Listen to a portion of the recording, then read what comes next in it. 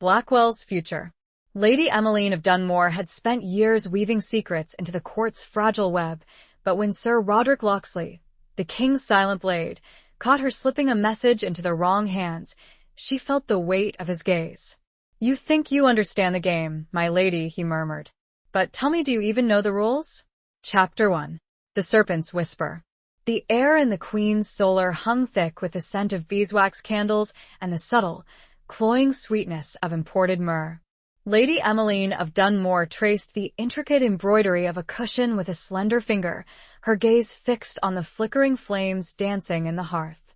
The fire did little to dispel the chill that had settled deep in her bones, a coldness born not of the autumn evening, but of the precarious game she played. Outside, the wind howled a mournful dirge, rattling the leaded glass windows of the towering castle, a sound that echoed the turmoil within her. Lady Emmeline was a woman of quiet beauty, her 40-odd years worn lightly upon her. Strands of silver threaded through her auburn hair, a testament to the years spent navigating the treacherous currents of the royal court. Her eyes, the color of a stormy sea, held a depth of wisdom and a hint of weariness, reflecting a life lived in the shadows, a life where every word, every gesture, was carefully calculated.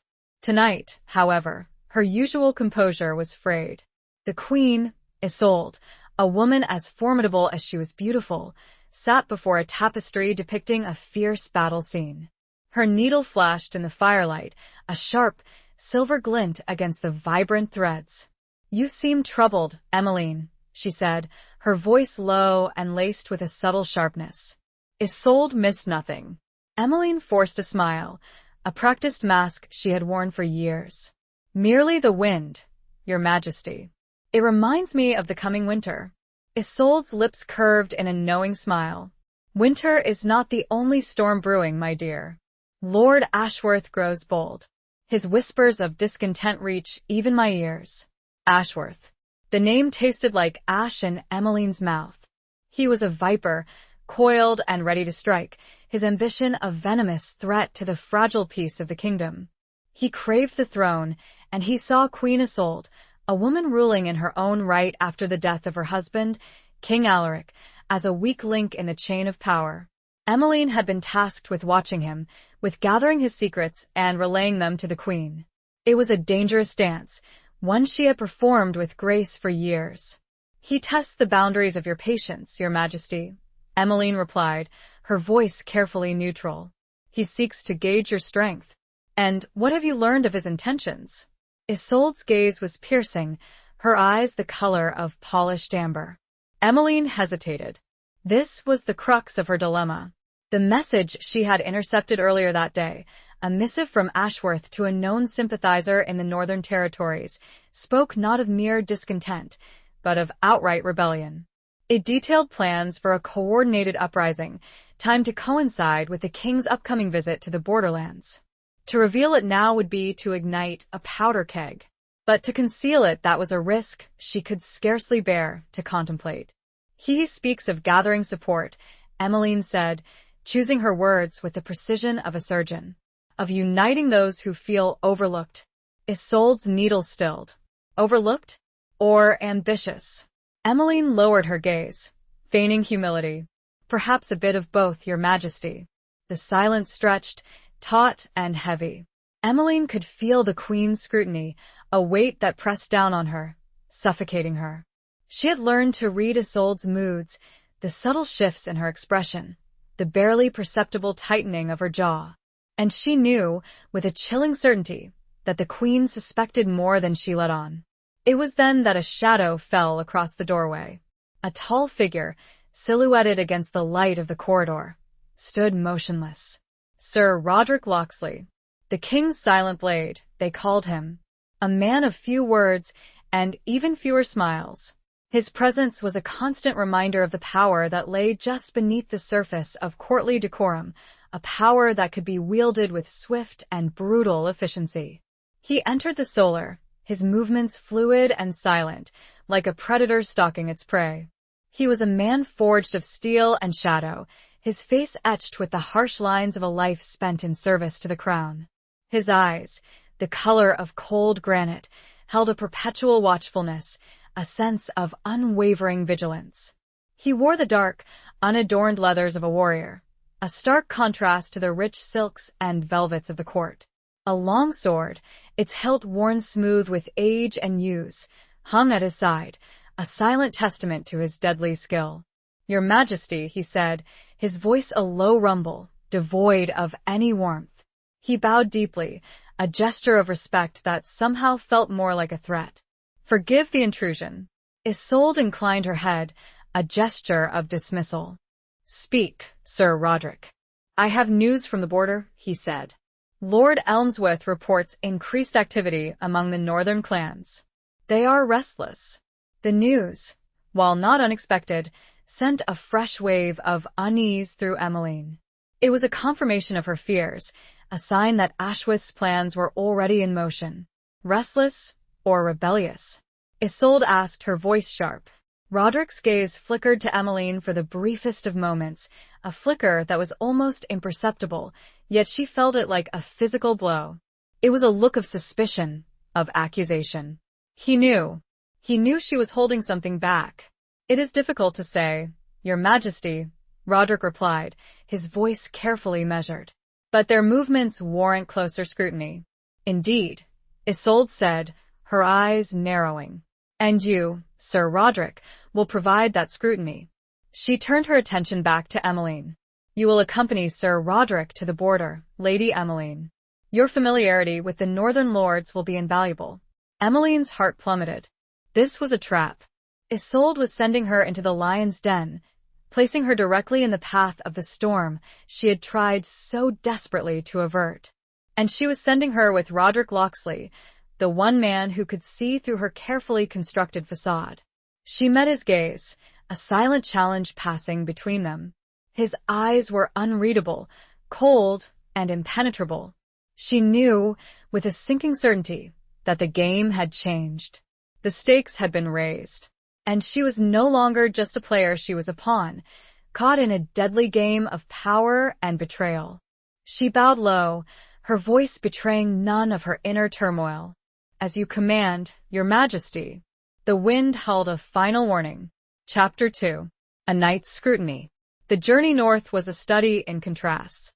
The grandeur of the royal court, with its tapestries and gilded ceilings, gave way to the stark, unforgiving beauty of the autumn landscape. The rolling hills, once vibrant with the colors of summer, were now muted shades of brown and gold, the trees bare and skeletal against the pale sky. The air, crisp and clean, carried the scent of wood smoke and damp earth, a world away from the perfumed chambers of the castle. Emmeline rode beside Sir Roderick, their silence a heavy presence between them. She had always been aware of him, this silent, watchful knight, a shadow lurking at the edges of her awareness. But now, forced into close proximity, she felt the full weight of his scrutiny. He was like a hawk, his gaze sharp and unwavering, constantly assessing, constantly probing. He rode with an easy grace, his body moving in perfect rhythm with his warhorse, a magnificent black stallion named Shadow. He was a warrior born and bred, his every movement betraying a lifetime spent in the saddle, in the heat of battle. Emmeline, despite her years of riding, felt clumsy and awkward beside him. She glanced at him, catching the hard line of his jaw, the way his dark hair, streaked with silver at the temples, fell across his brow. He was a man of few words, but his silence spoke volumes. It was a silence that held both strength and a deep, abiding sadness. She wondered about the stories etched onto his face, the battles fought, the losses endured. He carried the weight of the crown upon his shoulders, a burden that seemed to have carved itself into his very being. "You are quiet, Lady Emmeline," he said finally, his voice breaking the silence. It was a statement, not a question, and it held a subtle undercurrent of accusation. She met his gaze, forcing herself to hold his unwavering stare. "As are you, Sir Roderick." A flicker of something amusement, perhaps, crossed his features. "I am a man of few words, my lady. It is a trait that has served me well. And silence can be a weapon, as well as a shield," she replied, her voice carefully neutral. He inclined his head, acknowledging her point. Indeed. And you, Lady Emmeline, are a master of both. The compliment, if it could be called that, felt more like a challenge. She knew he was testing her, probing for weaknesses, trying to unravel the secrets she held so tightly within. They rode on, the only sounds the rhythmic thud of the horses' hooves and the rustling of the wind through the bare branches. The landscape grew increasingly rugged, the hills steeper, the forests denser. The air grew colder, carrying the bite of the approaching winter. They stopped for the night at a small, isolated inn, a rough-hewn structure of stone and timber. The common room was dimly lit by a single, sputtering fire, the air thick with the smell of ale and roasted meat. A handful of travelers huddled around the hearth, their faces rough and weathered, their eyes wary. Roderick secured them a private room, a small, Spartan chamber with a narrow bed and a single window overlooking the dark, foreboding forest. The silence between them returned, heavier now, filled with unspoken tension. Emmeline sat on the edge of the bed, her hands clasped tightly in her lap. She felt exposed, vulnerable under his constant, watchful gaze. "You fear me, Lady Emmeline," he said, his voice low and surprisingly gentle. She looked up at him, startled by his directness. "Should I?" He studied her for a long moment, his eyes searching hers. "Perhaps. I am not a man to be trifled with. And I know you are hiding something." Her heart pounded in her chest. She had underestimated him. He saw far more than she had anticipated. "I am loyal to the Queen," she said, her voice barely a whisper. "Loyalty is a complex thing, my lady," he replied. "It can be twisted, manipulated. It can be used to mask betrayal." "And are you accusing me of betrayal, Sir Roderick?" she asked, her voice trembling slightly. He stepped closer, his presence filling the small room. She could feel the heat radiating from his body, smell the scent of leather and steel that clung to him. He reached out and gently touched a stray strand of hair that had fallen across her cheek, his touch surprisingly tender. "I am accusing you of nothing, Lady Emmeline," he said, his voice a low murmur. "But I am warning you. The game you play is dangerous. And the stakes are higher than you know."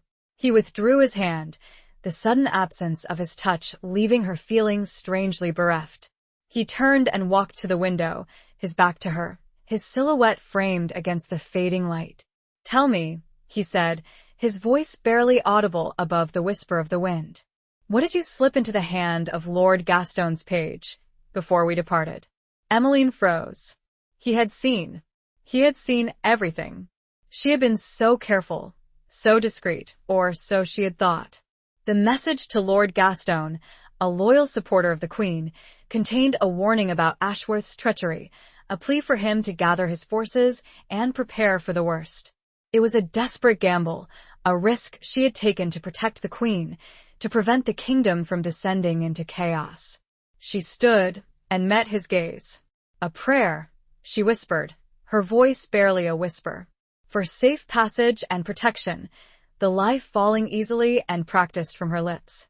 He turned, and the look in his eyes, illuminated by the single candle, made her heart clench, for the first time seeing beyond the soldier. He looked at her, a final, silent question. Chapter 3. The Price of Secrets. The lie hung in the air between them, thick and suffocating. Emmeline held her breath, waiting for his response, for the judgment she knew was coming. She had spent years perfecting the art of deception, of weaving intricate webs of half-truths and carefully crafted omissions. But facing Roderick Locksley, she felt stripped bare, her defenses crumbling under his relentless scrutiny. He turned back to the window, his gaze fixed on the darkening forest. The silence stretched, punctuated only by the crackling of the fire in the hearth and the distant howl of a wolf. It was a silence that spoke volumes, a silence that held both accusation and a strange, unsettling understanding. "A prayer," he repeated, his voice low and laced with a subtle inflection that could have been either disbelief or something else. Something she couldn't quite decipher. "Yes," she affirmed, her voice stronger now, fueled by a desperate need to maintain her composure. A prayer for the queen's safety. For the kingdom's stability. He turned back to face her, his eyes searching hers. And do you believe in the power of prayer, Lady Emmeline? The question caught her off guard. It was not a question she had expected from him, this hardened warrior, this man of steel and shadow. It was a question that delved deeper than the surface, a question that touched upon the core of her being. I do, she replied, her voice hesitant. I must. She thought of the small chapel in her family's estate, of the hours she had spent there as a child, seeking solace and guidance.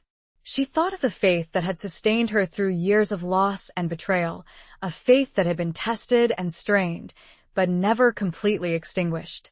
He nodded slowly, as if acknowledging her answer, but his eyes remained unreadable. Faith can be a powerful weapon, my lady, but it can also be a dangerous illusion. And what do you believe in, Sir Roderick? She asked, her voice barely a whisper. He met her gaze, his eyes holding a depth of sadness that she had glimpsed before, a sadness that seemed to echo the weight of the world he carried upon his shoulders. I believe in duty, he said, his voice firm. In loyalty. In the oath I swore to protect the crown. And what if duty conflicts with other things? She asked, her voice trembling slightly. She was thinking of her own conflicting loyalties, of the impossible choices she had been forced to make, of the secrets she had kept to protect those she cared for. He stepped closer, his presence filling the small room. He reached out and gently cupped her face in his hand, his touch sending a shiver through her. Then we must choose, Lady Emmeline, he said, his voice a low murmur. And we must live with the consequences of our choices. His touch, surprisingly gentle, ignited a spark within her, a flicker of something she had long thought extinguished. It was a spark of warmth, of desire, of a longing for connection that she had suppressed for years. It was a spark that terrified her. He released her, the sudden absence of his touch leaving her feeling cold and exposed. He turned and walked to the door, his hand resting on the hilt of his sword. Rest, Lady Emmeline, he said, his voice devoid of any emotion. We ride at dawn. He left the room, closing the door behind him, leaving her alone with her thoughts, her fears, and the unsettling realization that her carefully constructed world was beginning to crumble. The weight of her secrets pressed down on her, suffocating her. She knew she could not continue this charade, this dangerous game of deception. But to reveal the truth, that was a risk she was not sure she was ready to take. She sat on the edge of the bed, her hands clasped tightly in her lap. She thought of the message she had sent to Lord Gaston, of the desperate gamble she had taken. She thought of the Queen, of the kingdom teetering on the brink of chaos. And she thought of Roderick Locksley, the man who saw too much, the man who held her fate in his hands. She closed her eyes, a single tear escaping and tracing a path down her cheek. She whispered a prayer, not for safe passage, not for protection, but for strength. Strength to face the coming storm. Strength to make the impossible choices that lay ahead. Strength to bear the price of her secrets. The candle flickered and died, throwing her into darkness. Chapter 4. Echoes of the Fallen.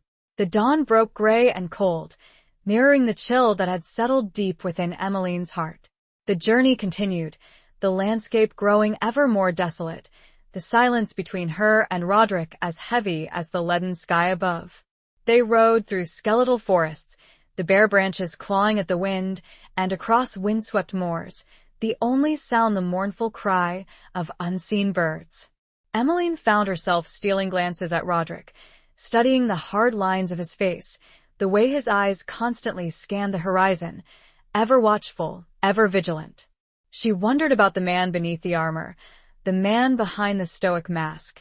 She had glimpsed a vulnerability, a hint of sadness, but it was fleeting, quickly masked by his unwavering sense of duty.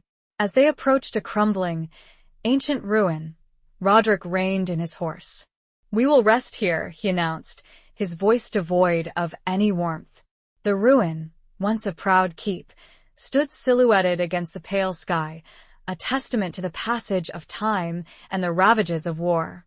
Its walls were crumbling, its towers broken, its stones weathered and scarred. It was a place of echoes, of whispers of the past, a place that seemed to hold the weight of forgotten sorrows. Emmeline dismounted, her legs stiff from the long hours in the saddle. She walked towards the ruin, drawn by a strange, unsettling sense of familiarity. She had never been here before, yet it felt known. Roderick joined her, his gaze fixed on the crumbling walls. "This was once the stronghold of Lord Elmsworth's ancestors," he said, his voice low. "It was destroyed during the rebellion years ago." Emmeline knew the story. The rebellion, led by a charismatic but ultimately doomed lord, had been brutally crushed by King Alaric, Roderick's former liege. It was a dark chapter in the kingdom's history, a reminder of the price of treason. "Many lives were lost here," she said, her voice barely a whisper. Roderick nodded, his eyes shadowed with a darkness she couldn't quite decipher. "Too many." He paused, then added, almost to himself, "My brother among them." Emmeline's heart clenched. She had not known. She had heard rumors, whispers of Roderick's personal losses, but she had never known the details. To lose a brother in such a brutal way, it must have left a deep scar. She looked at him, seeing him in a new light. The stoicism, the unwavering sense of duty, the sadness that lingered in his eyes, it all made sense now. He was a man haunted by the past, a man carrying the weight of loss and betrayal. I am sorry," she said, her voice filled with genuine empathy. He turned to her, his eyes searching hers. "Why?" he asked, his voice surprisingly gentle. "You had nothing to do with it." "But I understand loss," she replied.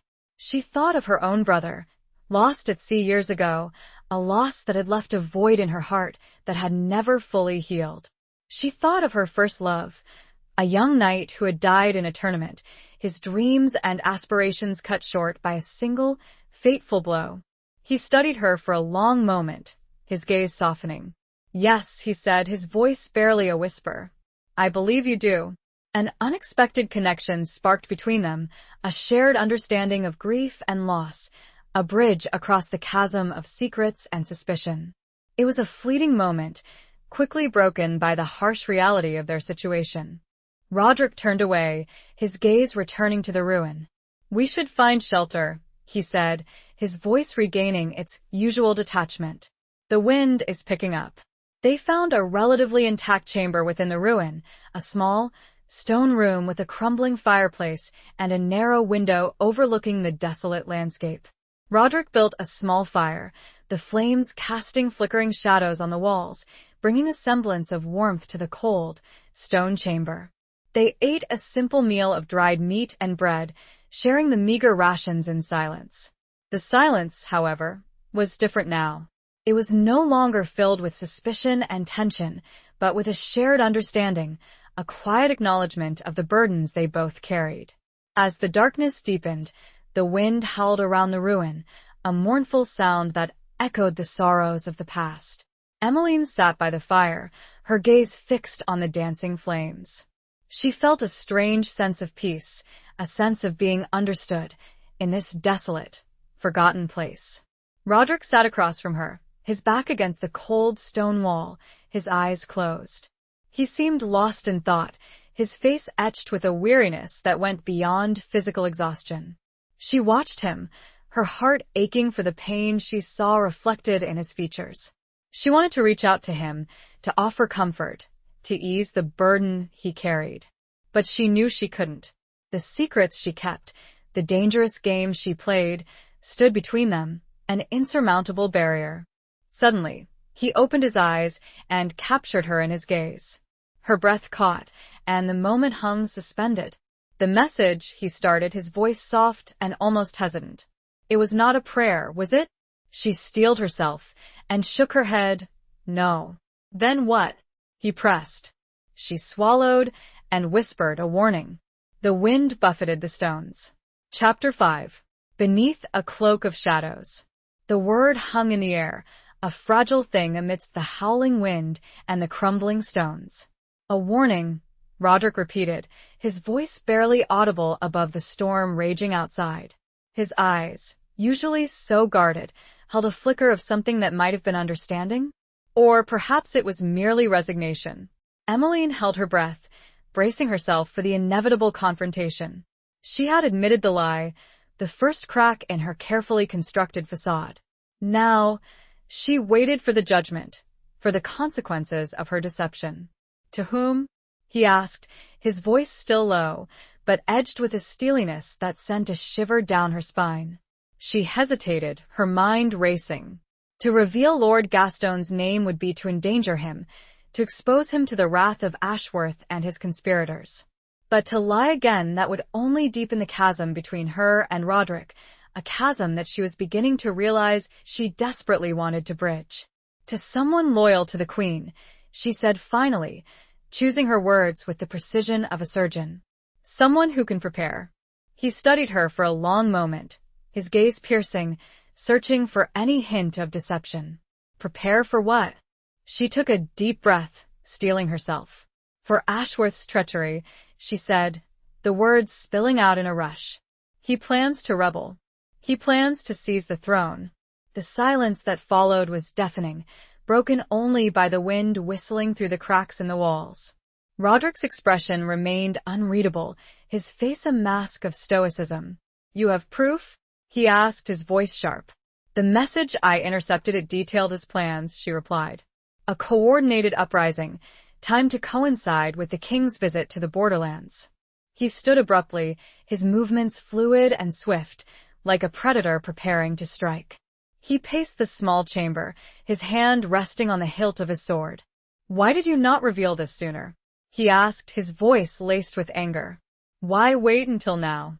She met his gaze, her own anger rising to match his. Because I did not trust you, she exclaimed, the words bursting forth. Because you are the king's silent blade, his enforcer. I did not know where your loyalties truly lay. He stopped pacing, his eyes fixed on hers. My loyalties lie with the crown, he said, his voice hard. With the rightful ruler of this kingdom. And who is the rightful ruler? She challenged him. Isolde? Or the heir she is accused of poisoning? The accusation, whispered in the shadows of the court, hung between them, a poisonous cloud. Emmeline had never believed it, not truly. But she had used it, manipulated it, to further her own goals, to protect the Queen.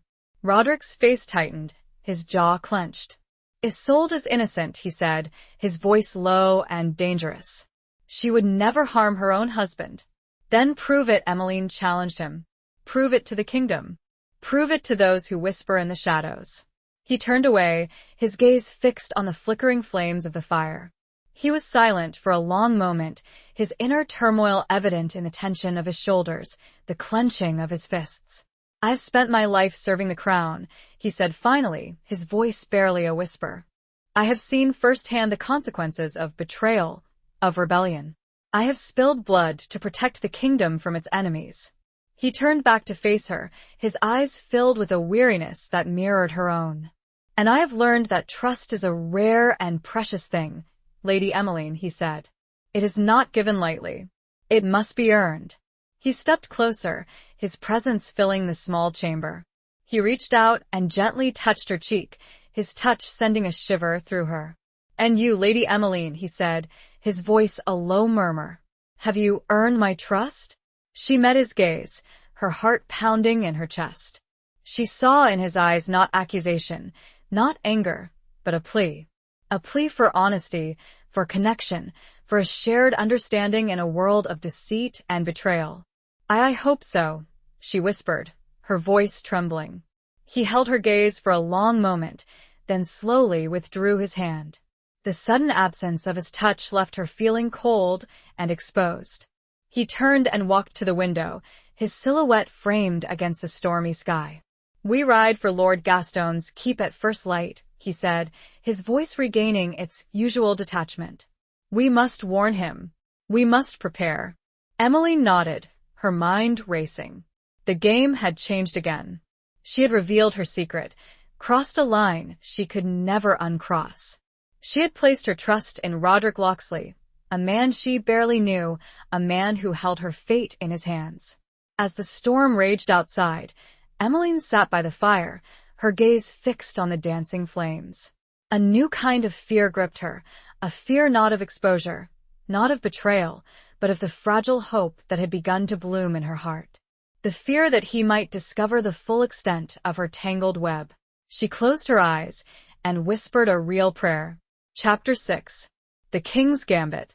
The ride to Lord Gaston's keep was a race against time. The storm had passed, leaving behind a landscape washed clean and glistening under a pale, wintry sun. But the beauty of the morning was deceptive, masking the urgency of their mission. Every hoofbeat, every gust of wind, seemed to whisper of the impending danger, of the storm that was brewing on the horizon. Roderick rode with a grim determination, his eyes constantly scanning the landscape, his senses alert to any sign of threat. He was a warrior in his element, his focus narrowed to the task at hand. Emmeline, riding beside him, felt a growing sense of unease. The closer they got to Gaston's keep, the more she realized the precariousness of their situation. They were riding into the heart of enemy territory, with no guarantee of safety, no assurance of support. Lord Gaston's keep, a formidable fortress perched atop a craggy hill, loomed before them. Its walls were thick and imposing, its towers reaching towards the sky, a symbol of strength and defiance.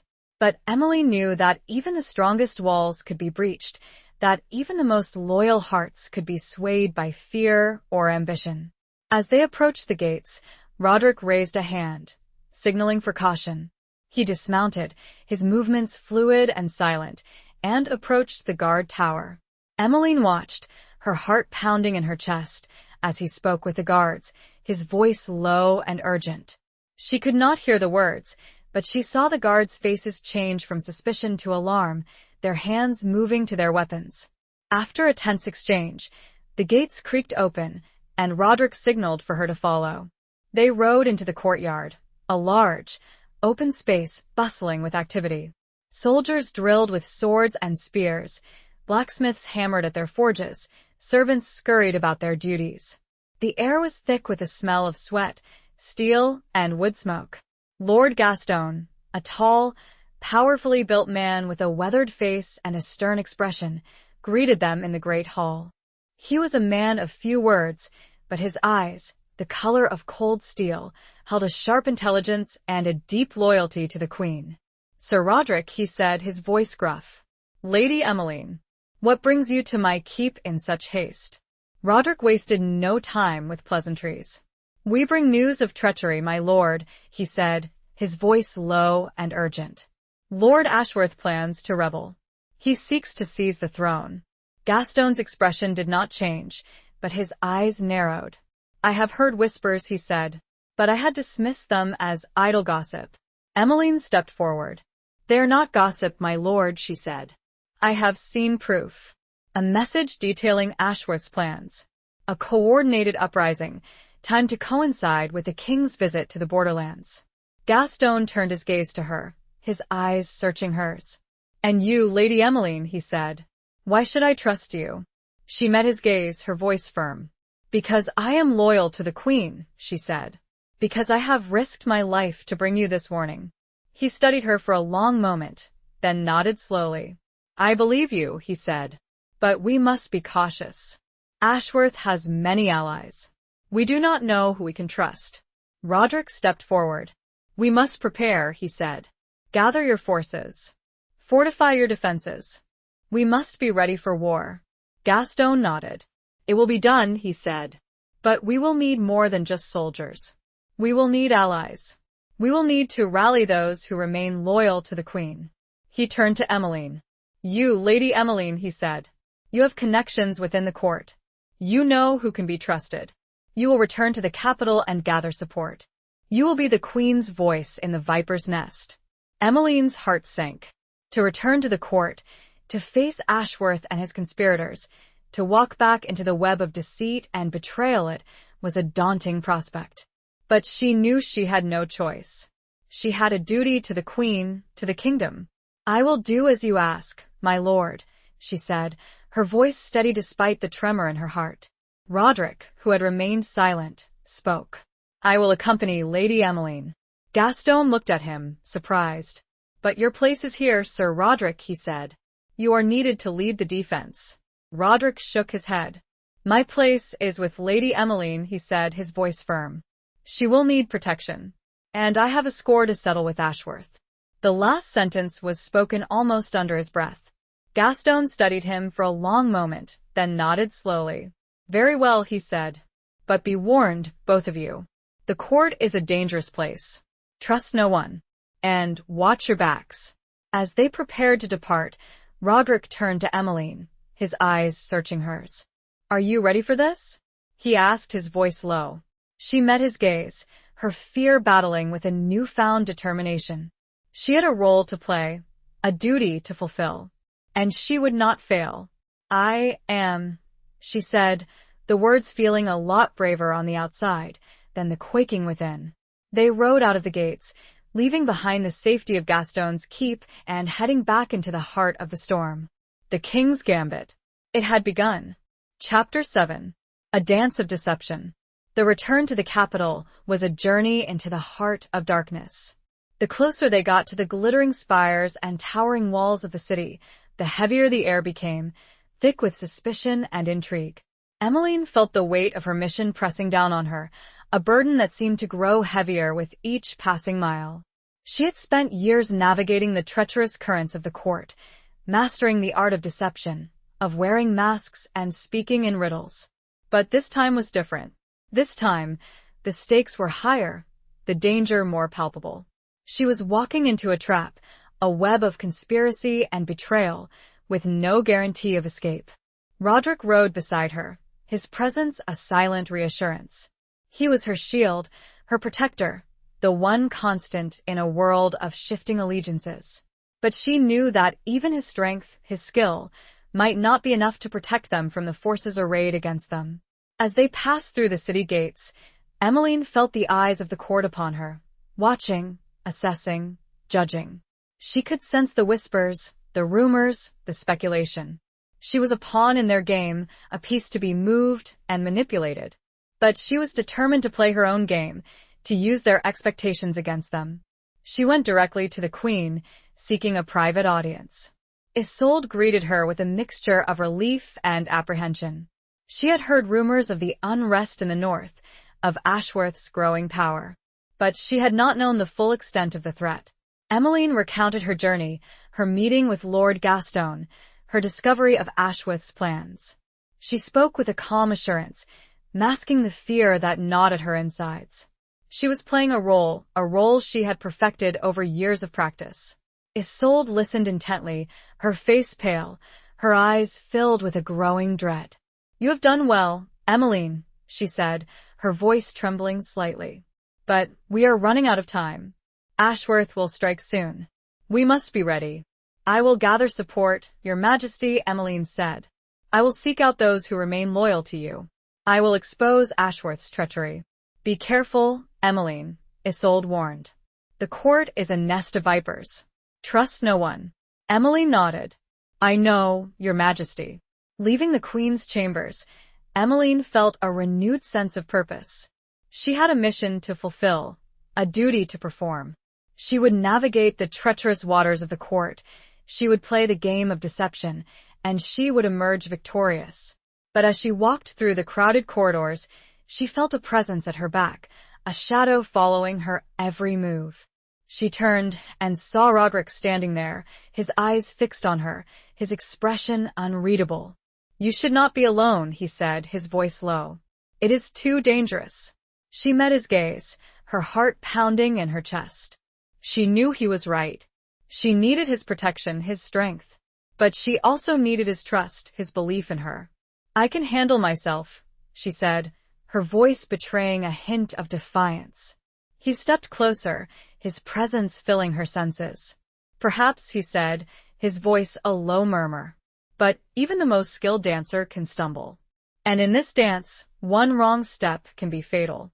He offered his arm, a gesture of protection, of support. She hesitated for a moment, then took it, her fingers brushing against his. A spark of warmth, of connection, passed between them. Together, they walked through the corridors of the court, a knight and a lady, a warrior and a spy. bound together by a shared purpose, a shared danger. They were a dance of deception, a waltz of shadows, moving to the rhythm of a deadly game. Emmeline spotted Lord Ashworth across the corridor. He smirked, an oily, arrogant expression. She met his gaze and inclined her head, feeling a thrill run through her at the prospect of what was to come. "My lady," he addressed her, a false warmth in his tone. "My lord," she returned coolly. Chapter 8. The Falcon's Flight. The days that followed were a whirlwind of clandestine meetings, whispered conversations, and carefully crafted lies. Emily moved through the court like a phantom, flitting from shadow to shadow, gathering information, assessing loyalties, sowing seeds of doubt. She was a master of the game, a skilled manipulator, playing on the fears and ambitions of those around her. She met with lords and ladies, knights and courtiers, gauging their allegiances, subtly probing for weaknesses. She spoke of the Queen's strength, of her unwavering resolve, of the rewards that awaited those who remained loyal. She also hinted at Ashworth's treachery, of his ruthless ambition, of the dangers that awaited those who sided with him. Roderick was her constant companion, her shadow, her protector. He was always there, watching, listening, guarding. He spoke little, but his presence was a reassuring force, a silent reminder that she was not alone in this dangerous game. He intervened when conversations grew too heated, his mere presence enough to quell dissent and intimidate potential adversaries. She found surprising allies in unexpected places. Lady Beatrice, a seemingly frivolous woman known for her love of gossip and finery, revealed a sharp intelligence and a deep loyalty to the Queen. Lord Elmsworth, still stinging from old wounds and suspicion, proved to be a source of invaluable information, his network of spies reaching into the darkest corners of the court. Even some of Ashworth's own allies, sensing the shifting tides, began to waver, their loyalty tested by fear and uncertainty. But the game was not without its risks. Emily knew that she was walking a tightrope, that one wrong step could send her plummeting into the abyss. Ashworth was a cunning and ruthless opponent, and he had eyes and ears everywhere. She had to be careful, meticulous, constantly vigilant. One evening, as she was returning to her chambers, she was intercepted by one of Ashworth's men, a hulking brute with a scarred face and cold, cruel eyes. He blocked her path, his hand resting on the hilt of his sword. "Lord Ashworth wishes to speak with you, my lady," he said, his voice a menacing growl. Emmeline's heart pounded in her chest, but she forced herself to remain calm. She knew that showing fear would be a sign of weakness. "I am at the Queen's service," she replied, her voice steady. "I have no time for idle chatter." The man stepped closer, his presence intimidating. "Lord Ashworth is not a man to be trifled with, my lady," he said. "He has a long memory, and he does not forgive easily." "Nor do I," Emmeline retorted, her eyes flashing with defiance. Suddenly, Roderick appeared, seemingly out of nowhere. He stepped between Emmeline and the man, his hand resting on the hilt of his own sword. "The lady is under my protection," he said, his voice low and dangerous. "You will not harass her." The man hesitated, his eyes flickering between Roderick and Emmeline. He knew Roderick's reputation, his skill with the blade. He knew that he was no match for him. "As you wish, Sir Roderick," he said, his voice grudgingly respectful. He backed away, disappearing into the shadows. Roderick turned to Emmeline, his eyes filled with concern. "Are you all right?" he asked. "I am," she replied, her voice trembling slightly. "Thank you." He nodded, his gaze softening. "We must be more careful," he said. "Ashworth is growing suspicious. He knows we are working against him." "I know," she said. "But we cannot stop now. We are too close." They continued to her chambers, the silence between them filled with a shared understanding of the danger they faced. As they reached her door, Roderick stopped, his hand resting on her arm. "Emmeline," he said, his voice low and hesitant. "There is something I must tell you." She looked up at him, her heart pounding in her chest. She saw in his eyes a vulnerability, a depth of emotion that she had only glimpsed before. Before he could say more, A commotion erupted from the end of the corridor. Shouts, the clang of steel, running feet. A messenger came running down, "My lady, Sir Roderick, the king. He has arrived a week ahead of schedule." Emmeline and Roderick exchanged a loaded, panicked look. The falcon had taken flight, and the game was about to take a deadly turn. Chapter 9. Whispers in the Stone. The news of the king's unexpected arrival sent a wave of panic and confusion through the court. The carefully laid plans, the intricate web of alliances and betrayals, were thrown into disarray. Ashworth's planned uprising, timed to coincide with the king's visit to the borderlands, was now premature, his forces scattered and unprepared.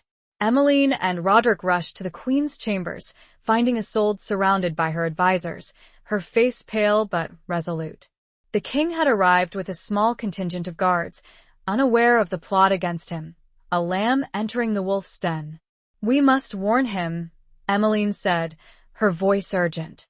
"We must expose Ashworth's treachery before it is too late." Isolde nodded. "But how?" she asked. "The court is filled with Ashworth spies. We cannot trust anyone." Roderick stepped forward. "I will go to the king," he said. "I will tell him everything." Emmeline's heart clenched. "It is too dangerous," she protested. "Ashworth will have you killed." Roderick shook his head. "It is a risk I must take," he said. "The king's life is at stake." Isolde looked at him, her eyes filled with a mixture of gratitude and concern. "Be careful, Sir Roderick," she said. "You are our last hope." Roderick bowed. "I will not fail you, your majesty." He turned to leave, but Emmeline stopped him, her hand resting on his arm. "Wait," she said. "There is another way. A secret passage known only to a few. It leads directly to the king's chambers." Isolde's eyes widened. "The old passage," she said. "It has not been used in years. It is said to be unstable." "It is our only chance," Emmeline said. "I know the way. I will lead him." Roderick looked at her, his eyes searching hers. He saw in her face a determination, a courage that he had not seen before. He knew that she was risking her life, that she was putting herself in grave danger. "Very well," he said. "We will go together." They slipped away from the queen's chambers, unnoticed in the chaos and confusion. Emmeline led Roderick through a maze of dark corridors, hidden stairwells, and forgotten chambers. The air was thick with dust and the smell of decay, the silence broken only by the sound of their footsteps and the occasional scuttling of rats. The secret passage was located behind a tapestry in a disused library. Emmeline pulled back the tapestry, revealing a narrow opening in the stone wall. The passage beyond was dark and forbidding, the air cold and damp. "Are you sure about this, Emmeline?" Roderick asked, his voice low. She nodded. "I am," she said. "It is the only way." They entered the passage, Emmeline leading the way, Roderick following close behind. The passage was narrow and winding, the stone walls rough and uneven. The darkness was almost complete, the only light coming from the faint glow of Roderick's torch. As they moved deeper into the passage, Emmeline felt a growing sense of unease. The air grew colder, the silence more oppressive. She could hear whispers in the stone, echoes of the past, voices of those who had walked this path before. Suddenly she stopped. "Listen," she whispered. Roderick paused, his senses alert. He could hear it too, a faint sound, like the rustling of cloth, the scraping of metal. Someone was coming. They pressed themselves against the wall, extinguishing the torch. The footsteps grew closer, louder. A figure emerged from the darkness, silhouetted against the faint light of a distant opening. It was Ashworth. He was not alone. He was accompanied by several of his men, armed and ready for battle. They were heading towards the king's chambers, their intentions clear. Emmeline and Roderick exchanged a look. They were trapped. They could not go forward, and they could not go back. They were caught between the devil and the deep blue sea. Roderick drew his sword, his face set in a grim determination.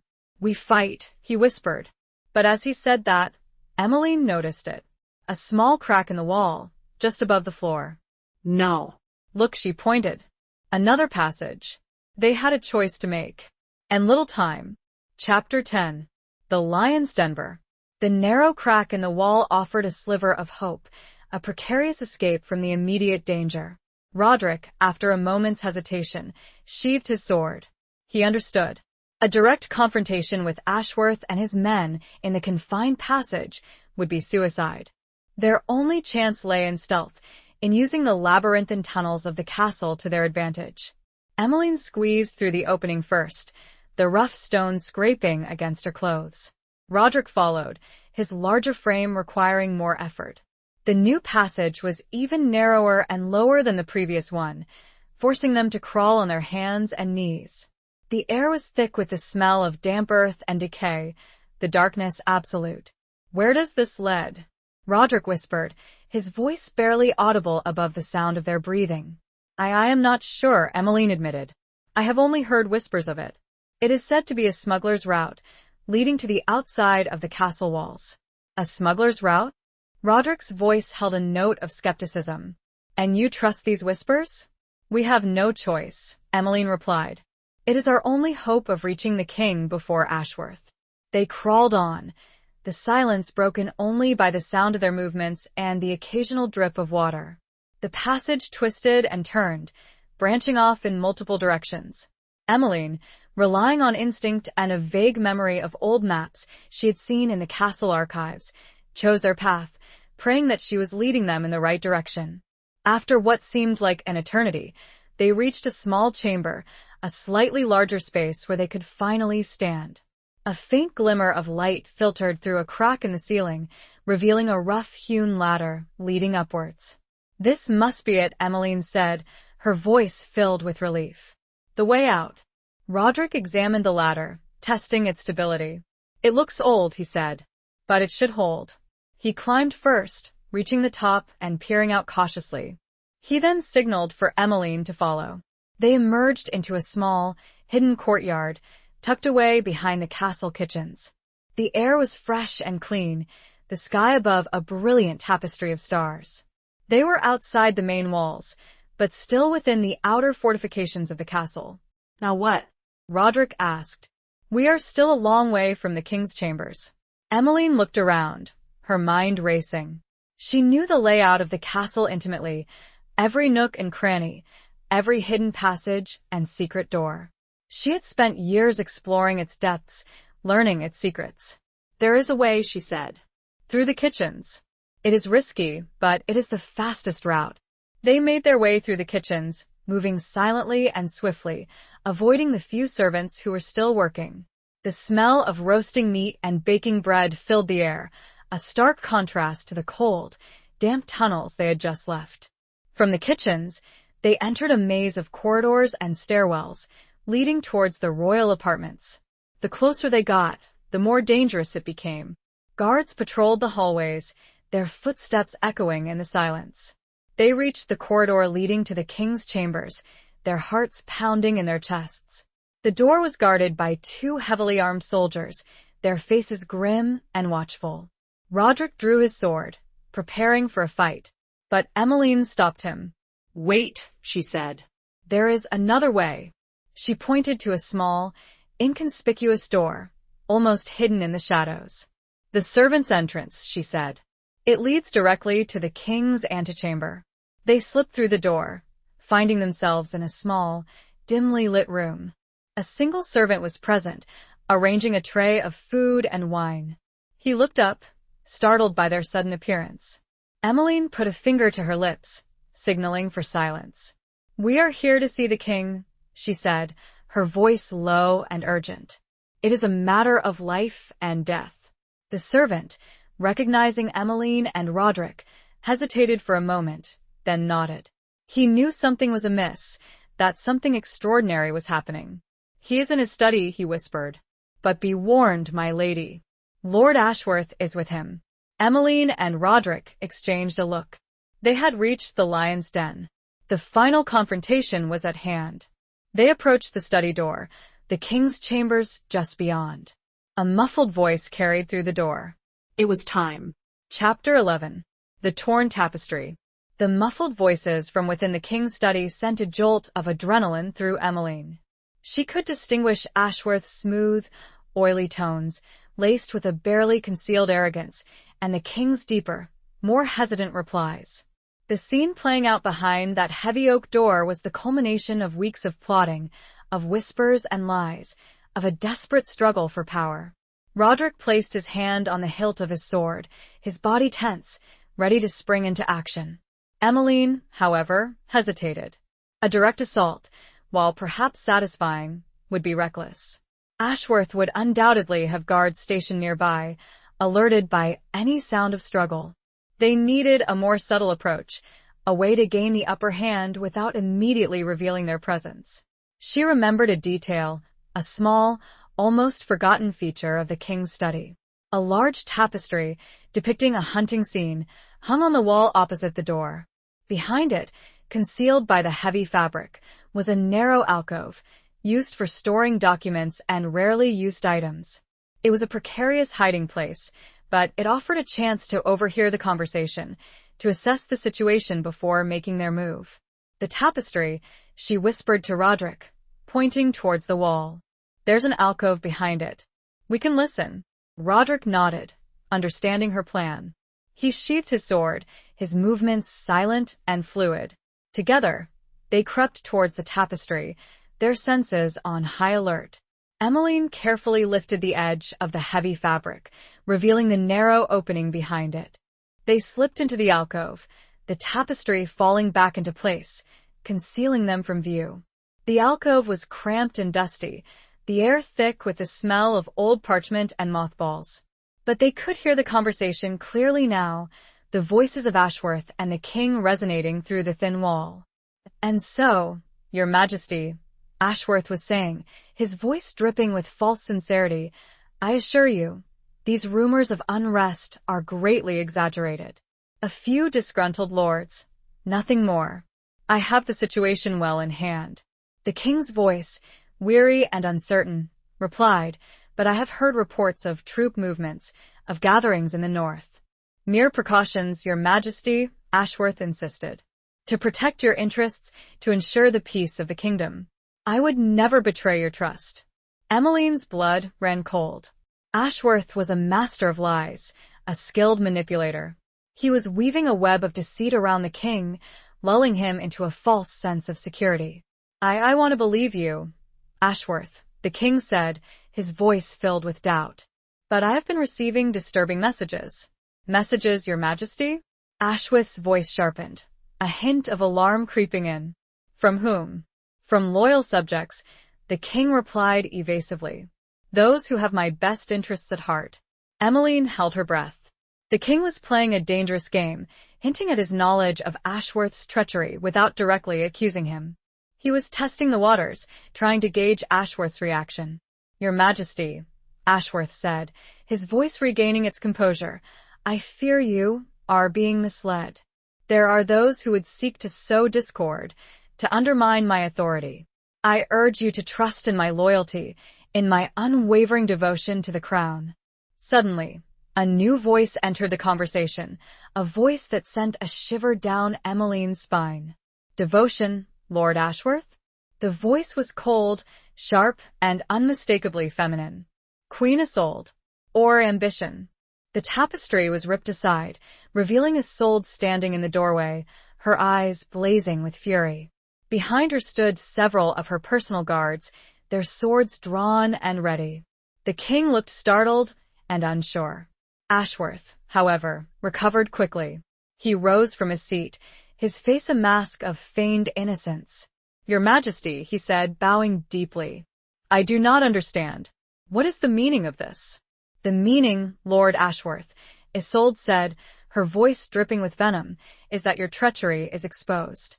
Your lies are revealed. Your game is over." Ashworth's eyes narrowed. He knew he was cornered. He glanced towards the door, assessing his chances of escape. But Roderick stepped out from behind the tapestry, his sword drawn, blocking his path. The tapestry lay, torn and discarded, on the floor. Chapter 12. Scars of Loyalty. The sudden appearance of Roderick, his sword gleaming in the torchlight, shattered the carefully constructed facade Ashworth had maintained. The oily charm, the feigned innocence, vanished, replaced by a mask of cold fury and desperation. He was cornered, his treachery exposed, his carefully laid plans unraveling before his eyes.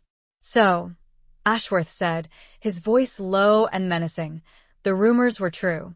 The Queen's lapdog and the whispering spy. I should have dealt with you both sooner." Roderick remained silent, his eyes fixed on Ashworth, his body tense, ready to strike. Emmeline stepped out from behind the torn tapestry, her gaze meeting Ashworth's with a mixture of defiance and contempt. "Your ambition has blinded you, Ashworth," she said, her voice steady. "You have underestimated the Queen's loyalty, and you have overestimated your own cunning." Ashworth laughed, a harsh, bitter sound. "Loyalty?" he sneered. "Loyalty is a weakness, a tool for fools. Power is the only thing that matters, and I will have it one way or another." He lunged towards the king, drawing a dagger hidden beneath his cloak. The king, startled and unprepared, stumbled backward, his eyes wide with fear. But Roderick was faster. He intercepted Ashworth, his sword meeting the dagger with a clang of steel. The two men engaged in a fierce struggle, their weapons flashing in the dimly lit room. Roderick, despite his age, was a formidable opponent, his skill honed by years of battle. Ashworth, fueled by desperation and rage, fought with a reckless abandon. Emmeline watched, her heart pounding in her chest, her breath caught in her throat.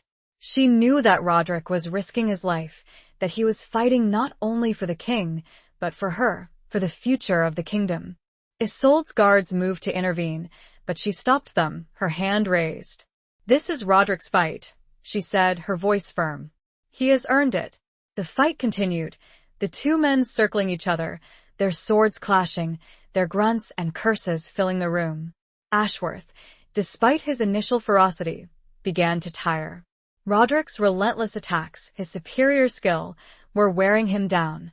Finally, with a swift, decisive move, Roderick disarmed Ashworth, his sword pointing at the traitor's throat.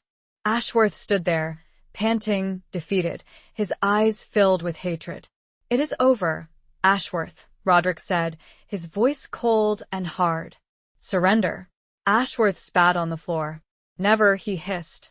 "I will die before I submit to you." He lunged towards Roderick, attempting a desperate, final attack. But Roderick was ready. He sidestepped the attack and, with a swift movement of his wrist, plunged his sword into Ashworth's chest. Ashworth gasped, his eyes widening in disbelief. He stumbled backward, clutching at the wound, then collapsed to the floor, his body still. Silence descended upon the room, broken only by the sound of Roderick's heavy breathing. He stood there, his sword dripping with blood, his face etched with a mixture of exhaustion and grim satisfaction. The king, still shaken, approached Roderick, his hand outstretched. "You saved my life, Sir Roderick," he said, his voice trembling. "I am forever in your debt." Roderick sheathed his sword, his gaze meeting the king's. "I did my duty, Your Majesty," he said. "Nothing more." Isolde stepped forward, her eyes filled with gratitude. "You have done more than your duty, Sir Roderick," she said. "You have saved the kingdom." She turned to Emmeline, her gaze softening. "And you, Emmeline," she said. "You have proven your loyalty, your courage. You have earned my trust." Emmeline bowed her head, her heart filled with a mixture of relief and exhaustion. The long, dangerous game was finally over. The threat to the kingdom had been extinguished. But the victory had come at a cost. As the guards removed Ashworth's body, Roderick turned to Emmeline, his eyes searching hers. He saw in her face a weariness, a sadness that mirrored his own. He reached out and gently touched her cheek, his touch sending a shiver through her. "It is done," he said, his voice low. She nodded, her eyes meeting his. She saw in his eyes not only exhaustion, but something else, something deeper, a flicker of warmth, of connection, of a shared understanding that transcended the horrors they had witnessed. A new, faint hope began to kindle in her heart. It had been forged in the ashes of betrayal. Chapter 13. A promise forged in fire. The immediate aftermath of Ashworth's death was a whirlwind of activity. The conspirators were rounded up, their plots exposed, their ambitions crushed. The court, once a breeding ground for intrigue and betrayal, was slowly cleansed, the poison of Ashworth's influence purged. The king, shaken but resolute, took firm control, guided by Isolde's wisdom and Roderick's unwavering loyalty. Emmeline, exhausted but strangely exhilarated, found herself at the center of it all. She was hailed as a heroine, her courage and cunning praised by all. But the accolades felt hollow, the praise empty. She had played her part, she had fulfilled her duty, but the victory had left a bitter taste in her mouth. She had seen too much, experienced too much, to be easily swept up in the celebrations.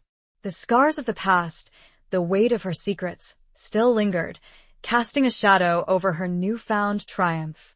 Roderick, too, seemed to withdraw, retreating into his usual stoicism.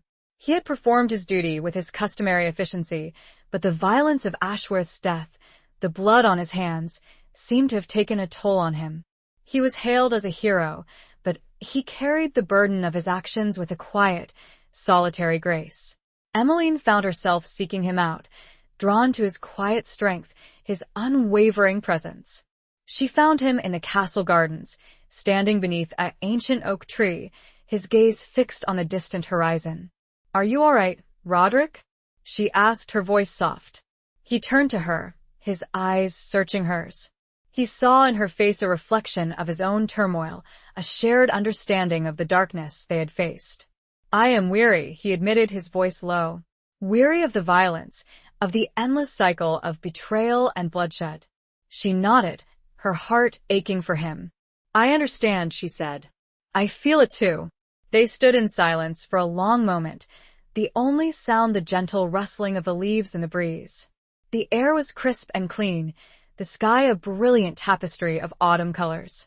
It was a world away from the dark, claustrophobic tunnels, the blood-soaked chambers of the castle. "What will you do now?" she asked, breaking the silence. "Will you remain at court?" He shook his head. "No," he said. "My place is no longer here. I have served my purpose. It is time for me to find peace." Her heart sank. She had known, deep down, that he would leave. He was a warrior, a man of action, not a courtier. He belonged in the wild, in the open spaces, not in the gilded cages of the capital. "Where will you go?" she asked, her voice barely a whisper. He looked at her, his eyes filled with a sadness that mirrored her own.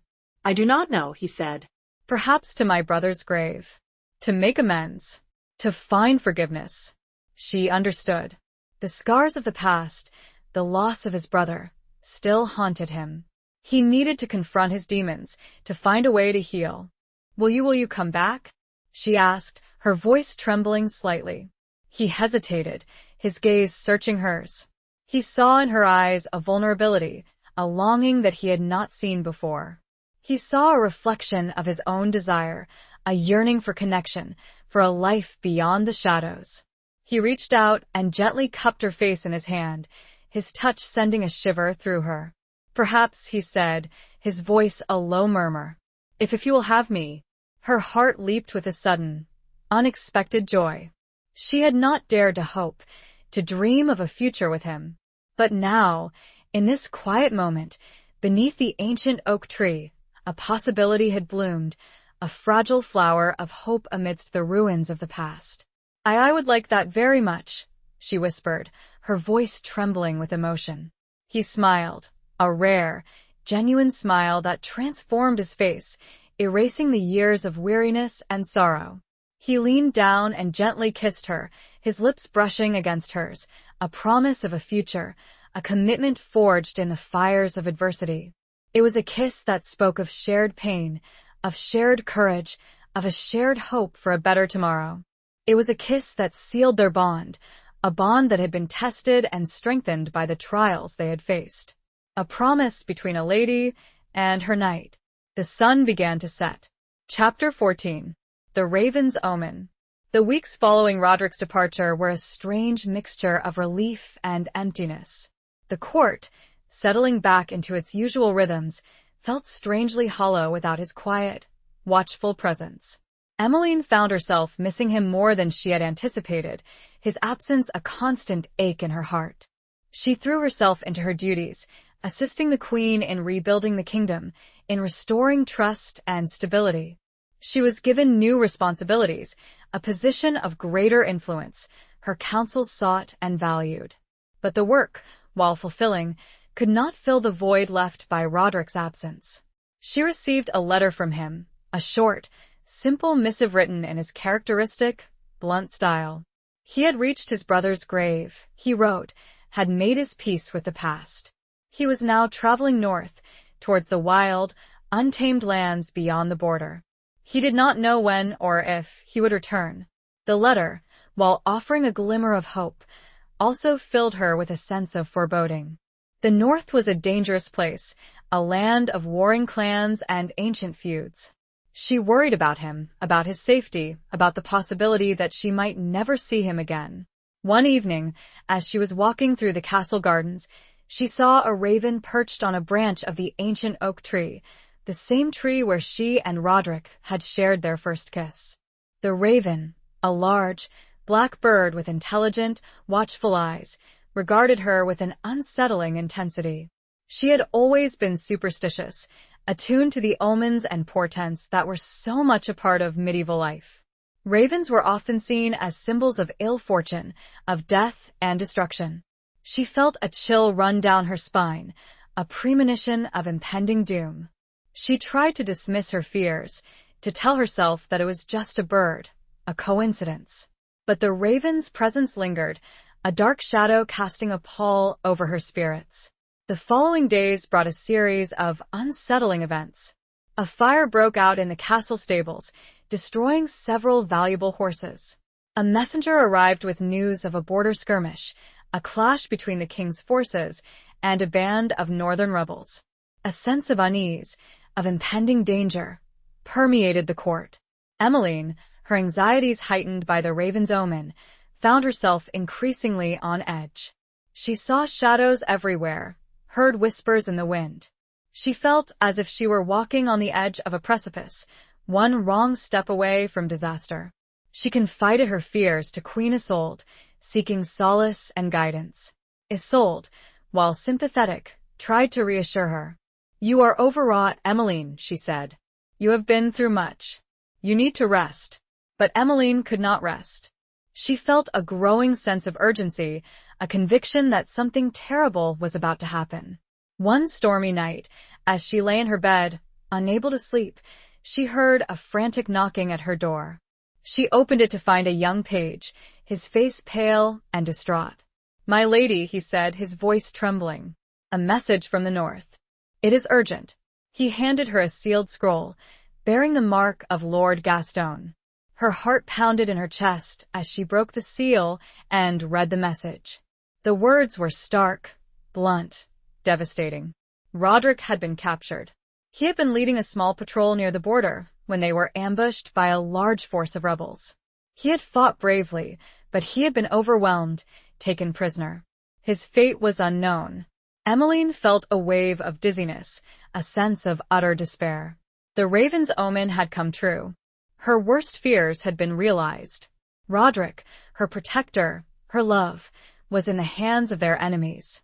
She crumpled the message in her hand, her body trembling with shock and grief. She knew she had to act, to do something, anything, to save him. But what could she do? She was a lady of the court, not a warrior. She had no power, no influence in the wild, untamed lands of the north. But she had courage. She had determination. And she had a love that burned brighter than any fear. She stood tall. "Prepare my horse," she told the stunned page. "I ride at dawn." Chapter 15. Beyond the castle walls. The journey north was a descent into a different world. The familiar comforts of the court, the ordered routines of castle life, were left behind, replaced by a harsh, unforgiving landscape of rugged mountains, dense forests, and windswept moors. The air was colder, the sky a perpetual gray, the silence broken only by the cry of hawks and the rustling of the wind. Emmeline rode with a small escort of loyal guards, handpicked by Queen Isolde. They were seasoned warriors, skilled in combat, but even their experience could not fully prepare them for the dangers that lay ahead. They were entering enemy territory, a land where the king's writ held little sway, where ancient feuds and tribal loyalties reigned supreme. Emmeline, despite her lack of experience in such wild terrain, rode with a fierce determination. She was driven by a single, unwavering purpose: to find Roderick, to rescue him from his captors. She pushed herself and her men relentlessly, stopping only for brief rests, her mind focused solely on her goal. She had sent a message ahead to Lord Gaston, informing him of her arrival and seeking his assistance. But she knew that Gaston's resources were limited, that he could offer only limited support. She was largely on her own, relying on her wits, her courage, and the loyalty of her small band of guards. As they traveled deeper into the north, they encountered signs of the ongoing conflict. Burned-out villages, deserted farms, the occasional glimpse of armed men patrolling the hills. The land was scarred by war, its people living in fear and uncertainty. Emmeline, despite her own anxieties, tried to maintain a calm and confident demeanor. She knew that her men were looking to her for leadership, that their morale depended on her strength. She had to be strong, for them, for Roderick. After several days of hard riding, they reached Gaston's keep, a formidable fortress perched atop a craggy hill. Gaston greeted her with a mixture of relief and concern. He had received her message, but he had little news of Roderick. He was taken by the Kincaid clan, Gaston said, his voice grim. They are a fierce and ruthless people, known for their hatred of the crown. They hold him in their stronghold, deep in the mountains. Can you help me rescue him? Emmeline asked, her voice pleading. Gaston hesitated. I can offer you a few men, he said. But it is a dangerous mission, my lady. The Kincaid stronghold is heavily guarded, almost impenetrable. I know the risks, Emmeline said, but I must try. I will not abandon him. Gaston looked at her, his eyes filled with admiration. He saw in her face a determination, a courage that he had rarely encountered in a woman of the court. Very well, he said. I will give you what assistance I can. But be warned, my lady. The Kincaids are a formidable enemy, and they show no mercy. He provided her with a guide, a grizzled old hunter named Bran, who knew the mountains and the ways of the Kincaid clan. He also gave her a small detachment of his most trusted men, adding to her escort. With Bran leading the way, they set off into the mountains, leaving behind the relative safety of Gaston's keep. The terrain grew ever more rugged, the paths treacherous, the air thin and cold. They were entering a world beyond the castle walls, a world where survival depended on strength, cunning, and a little bit of luck. As they rode, Bran pointed out distant smoke. Kincaid, he said. Emmeline's heart steeled. She was close.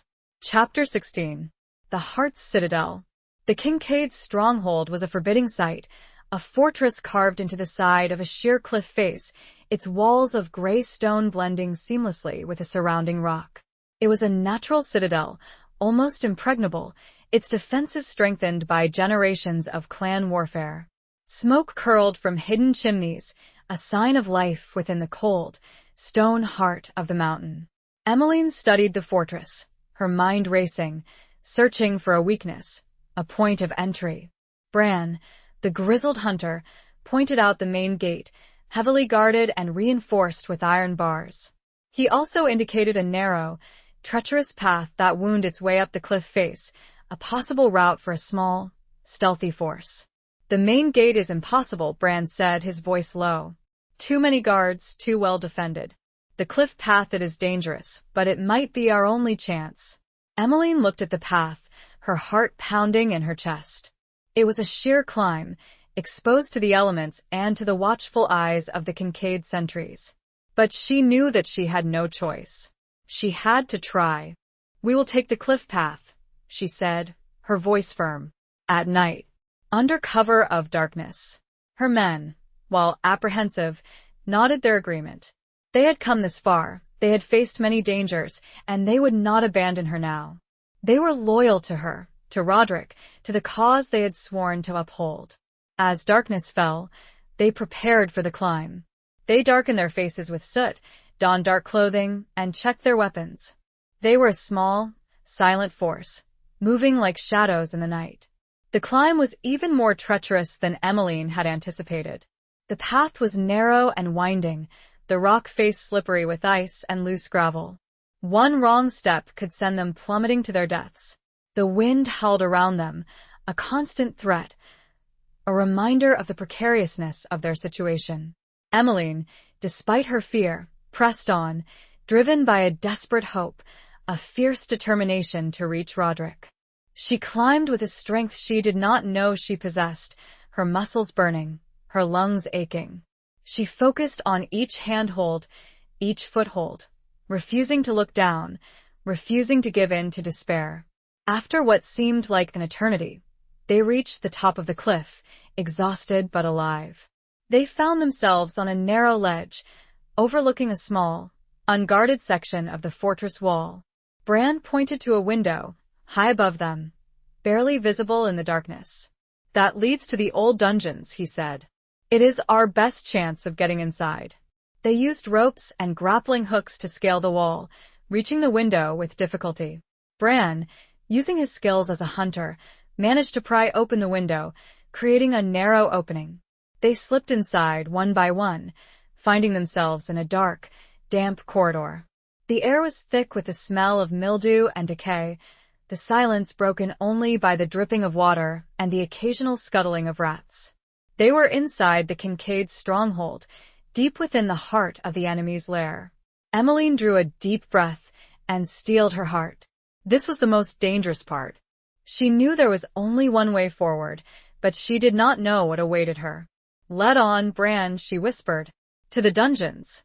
The corridor was dimly lit by flickering torches, casting long, eerie shadows on the walls. As silently as they could, they followed Bran. The air grew heavy with anticipation and dread. A whimper was heard, down a branching corridor. Emmeline froze. Chapter 17. Trials of Allegiance. The whimper, faint but unmistakable, pierced the silence of the dungeon corridor. It was a sound of pain, of despair, a sound that sent a shiver down Emmeline's spine. She exchanged a look with Bran, her heart pounding in her chest. Could it be Roderick? Or was it another prisoner, another victim of the Kincaid's cruelty? "Stay here," she whispered to her men. "Bran with me."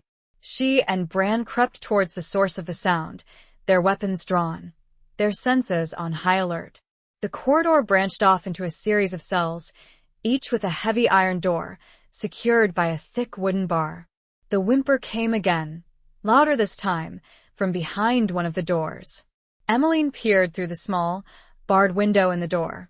The cell was dimly lit by a single flickering torch, revealing a figure huddled in the corner, wrapped in rags. It was not Roderick. It was a young woman, her face bruised and swollen, her eyes filled with terror. Emmeline felt a surge of compassion, a fierce determination to help this innocent victim. She knew that she could not leave her to suffer in this dark, forgotten place. "We must free her," she whispered to Bran. Bran hesitated. "It is risky, my lady," he said. "We are here for Sir Roderick.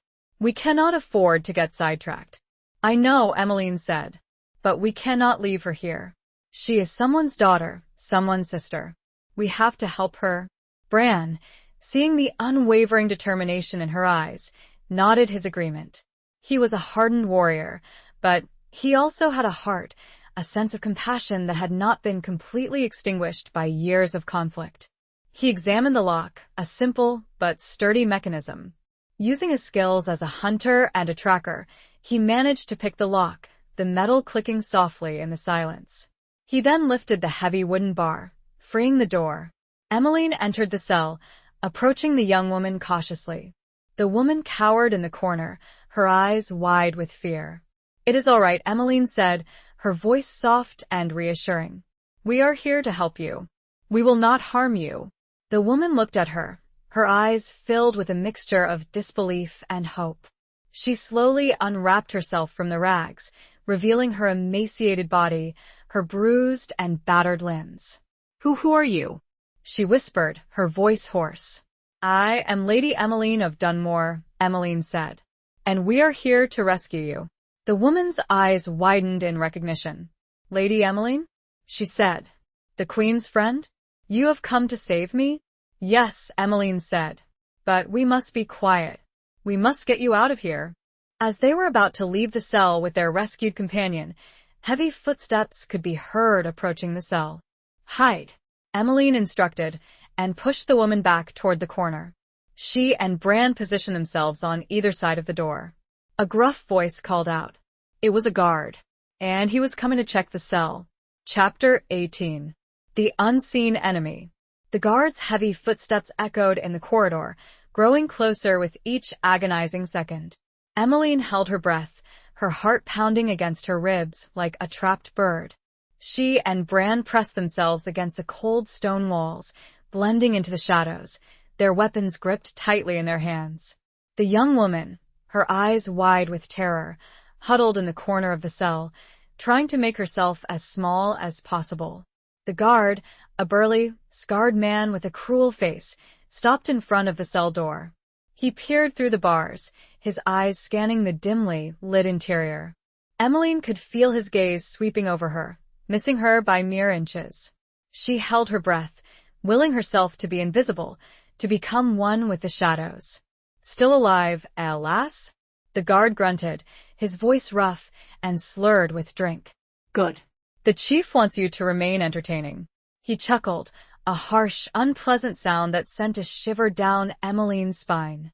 He fumbled with the keys, his movements clumsy and slow. He was clearly drunk, his senses dulled by alcohol. It was an advantage, perhaps, but also a danger. A drunk man could be unpredictable, prone to sudden bursts of violence. The guard finally managed to unlock the door, pushing it open with a creak. He stepped into the cell, his gaze fixed on the young woman. He did not see Emmeline and Bran hidden in the shadows. This was their chance. Emmeline signaled to Bran, their eyes meeting in a silent understanding. They moved as one, swift and silent, like predators striking their prey. Bran struck first, his fist connecting with the guard's jaw with a sickening thud. The guard staggered backward, his eyes widening in surprise and pain. Before he could recover, Emmeline struck, her dagger finding its mark, piercing his heart. The guard gasped, his eyes widening in disbelief. He crumpled to the floor, his body still. The silence returned, broken only by the sound of their ragged breathing. Emmeline and Bran exchanged a look, a mixture of relief and grim satisfaction. They had eliminated the immediate threat, but they knew that they were still deep within enemy territory, surrounded by danger. They quickly dragged the guard's body into the cell, hiding it in the shadows. They then closed and locked the door, securing the wooden bar. They had to move quickly before the guard's absence was noticed. We must find Roderick, Emmeline said, her voice urgent. We have wasted enough time. The young woman, still trembling with fear, looked at Emmeline with gratitude in her eyes. Thank you, she whispered. You saved my life. We will get you out of here, Emmeline said. But we must find my friend first. He is a prisoner here, too. The woman nodded. I have seen him, she said. A tall man, with dark hair and gray eyes. They have been torturing him. He is in the lower dungeons, in the chieftain's chamber. Emmeline's heart clenched. The lower dungeons. The chieftain's chamber. The most secure, the most dangerous part of the stronghold. Lead us to him, she told the girl, firmly. They left the cell, moving swiftly and silently through the corridors, the young woman leading the way. She knew the layout of the dungeons, the hidden passages, the secret doors. She was their guide, their key to finding Roderick. But as they crept along, they heard something. A faint, distant sound. It was the baying of hounds. Chapter 19. A Crown of Thorns. The baying of hounds, echoing through the cold stone corridors, sent a jolt of fear through Emmeline. It was a sound she had heard before, on hunting expeditions, a sound that spoke of pursuit, of relentless tracking, of a prey cornered and desperate. It was a sound that, in this context, meant only one thing. They had been discovered. "They know we are here," Bran whispered, his voice grim. "The alarm has been raised." The young woman, her face pale with terror, nodded. "The hounds they are used to hunt down escaped prisoners," she said. "They are relentless. They will not stop until they find us." Emmeline's mind raced, assessing their options. They could try to fight, to make a stand against the Kincaid guards and their hounds. But that would be suicide. They were outnumbered, outmatched, deep within enemy territory. Their only chance was to escape, to find Roderick and get out of the stronghold before they were overwhelmed. "We must move quickly," she said, her voice urgent. "Lead us to Roderick." Now. The young woman, her eyes filled with a mixture of fear and determination, nodded. She led them through a maze of twisting corridors, descending deeper into the heart of the dungeons. The baying of the hounds grew louder, closer, a constant reminder of the impending danger. They reached a large, heavy wooden door, reinforced with iron bars. The woman pointed to it, her voice trembling. This is the chieftain's chamber," she said. "He is in there. But be warned, the chieftain is a cruel and ruthless man. He will show you no mercy." Emmeline drew a deep breath, steeling herself. She had come this far, she had faced many dangers, and she would not be deterred now. She had to reach Roderick, to save him from his captors. She signaled to Bran and her men, their eyes meeting in a silent understanding. They were ready. They would face whatever lay behind that door, together. Bran, using his strength and skill, managed to break the lock, the wood splintering with a loud crack. The door swung open, revealing the scene within. The chamber was large and dimly lit, the walls lined with weapons and trophies of war. A fire burned in a large hearth, casting flickering shadows on the scene. In the center of the room, Roderick was chained to a wall, his body bruised and battered, his head hanging low. He was barely conscious, his breathing shallow and ragged. Standing over him was the Kincaid chieftain, a tall, powerfully built man with a scarred face and cold, cruel eyes. He was holding a whip, its leather stained with blood. Several guards stood nearby, their weapons drawn, their faces grim and watchful. The chieftain looked up, his eyes narrowing as he saw Emmeline and her men. A cruel smile spread across his face. Well, he said, his voice a low growl. "What have we here? It seems we have some uninvited guests." He gestured at Roderick. "Look who came to visit you, dog." Emmeline stepped forward, her gaze fixed on the chieftain. "Release him," she said, her voice firm. "He is under my protection." The chieftain laughed, a harsh, mocking sound. "Your protection?" he sneered. "You are a woman, alone and surrounded by my men. You have no power here." "I am Lady Emmeline of Dunmore," she said, her voice ringing with authority. "And I am here to take back what is mine." The chieftain raised an eyebrow, his eyes flickering with amusement. "Brave words, my lady," he said. "But bravery will not save you here. You are in my domain now, and I decide who lives and who dies." He raised the whip, preparing to strike Roderick again. But before he could, Emmeline moved, swift and decisive. She drew a small, jeweled dagger, a gift from Queen Isolde, from a concealed pocket in the folds of her riding gear. With deadly accuracy, she threw it at the chieftain's head. The chieftain, shocked, had no time to react. The dagger buried itself deep between his eyes. He froze. Then he fell. Chapter 20. The Reckoning of Love and Duty. The chieftain's sudden, silent collapse sent a wave of shock through the chamber. The guards, momentarily stunned by the unexpected death of their leader, hesitated, their eyes flickering between Emmeline and the fallen body. It was a moment of chaos, a brief window of opportunity, and Emmeline seized it. "Roderick!" she cried, rushing towards him, her heart pounding in her chest. Bran and her men, galvanized by her action, charged into the room, engaging the guards in a fierce melee. Swords clashed, cries of pain and anger filled the air, the chamber becoming a scene of brutal, close-quarters combat. Emmeline reached Roderick, kneeling beside him, her hands trembling as she examined his injuries. He was unconscious, his body covered in cuts and bruises, his breathing shallow and weak. She felt a surge of fear, a desperate prayer that he was still alive. "Roderick," she whispered, her voice choked with emotion. "Roderick, can you hear me?" She gently touched his face, her fingers brushing against his matted hair, his blood-stained skin. He stirred slightly, his eyelids fluttering open. He looked at her, his eyes unfocused, clouded with pain. "Emmeline?" he whispered, his voice barely audible. "Yes, Roderick," she said, her voice filled with relief. "It's me. I'm here. I've come to take you home." A faint smile touched his lips. "You came," he whispered. "Yes," she said, tears streaming down her face. "I came for you. I will always come for you." The fight continued to rage around them, the clash of steel, the cries of men, a brutal symphony of violence. But Emmeline focused on Roderick, her attention narrowed to his fragile hold on life. Bran, having dispatched his opponent, rushed to her side. "We must get him out of here, my lady," he said, his voice urgent. "The hounds, they will be upon us soon." Emmeline nodded, her mind racing. They had to move quickly, to escape the stronghold before reinforcements arrived.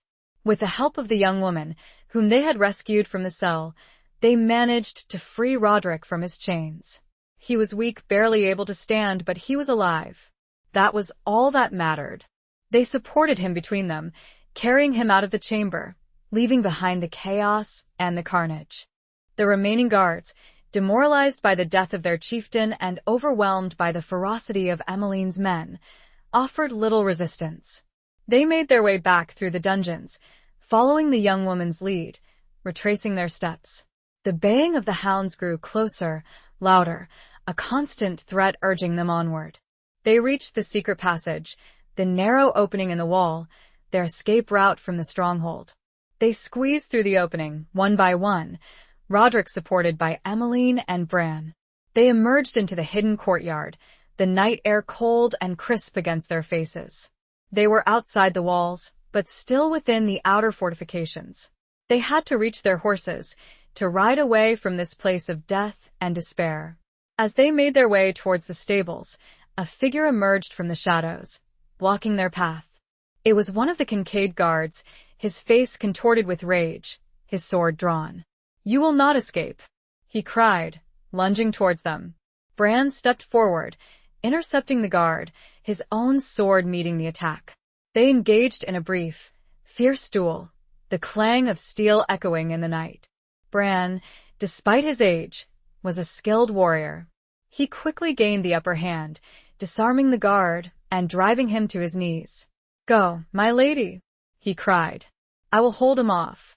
Emmeline hesitated, her heart torn. She did not want to leave him, to abandon him to his fate. "No," Bran repeated firmly. "Go. Get Sir Roderick to safety." Emmeline reluctantly nodded. They ran, supporting Roderick, toward the stable. They mounted. With a final, desperate surge of strength, they rode away. They galloped out the secret route, and toward freedom. They did not stop riding until the stronghold was a distant silhouette against the horizon. Love and duty had brought them to this reckoning. Epilogue. The journey back to Dunmore was a blur of exhaustion, relief, and a growing, quiet joy. Roderick, weak but slowly recovering, rode beside Emmeline, their hands often touching, their eyes meeting in a silent communication that transcended words. They had faced death, they had overcome seemingly insurmountable odds, and their bond, forged in the fires of adversity, was stronger than ever. The news of their return, of their daring rescue of Roderick, spread like wildfire through the kingdom. They were greeted as heroes, their courage and loyalty celebrated by all. Queen Isolde, her eyes filled with tears of gratitude, embraced Emmeline, praising her bravery and her unwavering devotion. But the celebrations, the accolades, felt distant, almost unreal. Emmeline and Roderick sought solace in each other's company, finding comfort in the quiet moments, in the shared understanding of the trials they had endured. Roderick, once he had regained his strength, made a decision. He would not return to the wild, untamed lands of the north. He would remain at Dunmore, at Emmeline's side. He had found his peace, not in solitude, not in the pursuit of vengeance, but in love, in companionship, in a life shared with the woman who had risked everything to save him. They were married in the small chapel on Emmeline's family estate, the same chapel where she had prayed as a child, where she had sought solace and guidance. It was a simple ceremony, attended by close friends and family, filled with a quiet joy, a deep sense of gratitude for the second chance they had been given. Years passed, and their love deepened, their bond unbreakable. They lived a quiet life, far from the intrigues and the dangers of the court. They raised a family, their children inheriting their mother's courage and their father's strength. Roderick, though he had laid down his sword, never forgot his duty. He served as a wise counselor to the Queen, his experience and his judgment valued by all. He became a mentor to young knights, teaching them not only the skills of warfare but also the importance of loyalty, honor, and compassion. Emmeline, while embracing her role as a wife and mother, continued to use her intelligence and her influence for the good of the kingdom. She became a patron of the arts, a champion of the poor and the oppressed, her voice a force for justice and mercy. They often walked together in the gardens of Dunmore, hand in hand, their love a beacon of hope in a world often filled with darkness. They remembered the trials they had faced, the dangers they had overcome, and they gave thanks for the blessings they had been given. They knew that life was fragile, that happiness could be fleeting, but they cherished every moment, every shared breath, every loving glance. They had found their peace, their purpose, their home, in each other's arms. And as the sun set each day over the Yar,